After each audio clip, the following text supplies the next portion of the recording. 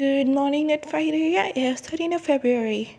I've been thinking about modern art and actual art or just art in general a lot lately. It comes to me as a genuine surprise how my thoughts about modern art or contemporary art have changed drastically. So I've been from disregarding it because I did not understand it to kind of having a vivid grasp upon it. And that fighter community really helped me to understand modern art or contemporary art.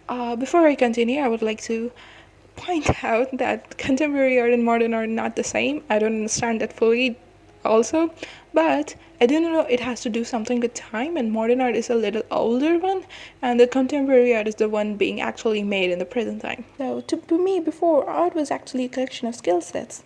Some examples of these skills are expressing 3D forms on a 2D surface, human anatomy, color theory, composition, which consisted rules like spiral rule, the rule of thirds, and perspective, 1 point perspective, 2 point perspective, 3 point perspective, and even I think they have a 5 point perspective. And this kit of skills provided a necessary foundation required to put ideas onto paper, but it also felt restrictions and constraints. Don't take me wrong, these skills are really necessary and help a lot if you're new and trying to get into art. But to some artists, it just feels like constraints to self expression. Slowly but surely, art moved away from these boundaries, expectations, and these foundations. Thus begins the birth of modern art and contemporary art. Even though modern art or contemporary art parted away from these foundation rules, boundaries, they never really left the central idea of art, which was to invoke a feeling from the viewer, to tell a story, to hide a metaphor in plain sight. So today, you can make art with anything. Or you could also see it like this: everything is art if we can see it in the right frame of reference. Some of my favorite modern art pieces are Diamond Heart's kaleidoscopic butterflies and the physical impossibility of death in the mind of someone living. These artworks tend to invoke a feeling in me I can't fully understand because I can see a deep meaning in that, but I cannot fully understand it.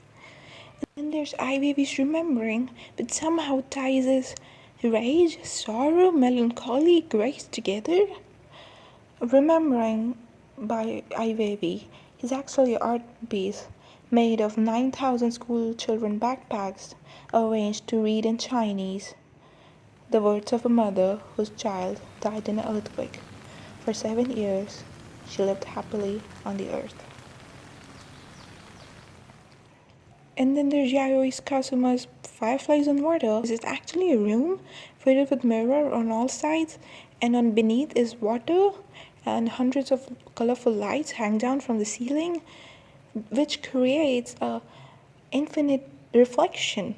This artwork really reminded me how I am a reflection of all the things I've seen, and how we just kind of keep reflecting off each other, how our values keep reflecting off each other. The modern art for me takes the most mundane things in our world and makes them mean so much and mean so something so powerful. It is beautiful and absolutely brilliant. I've really started to love and enjoy contemporary art. Thanks. DFTBA.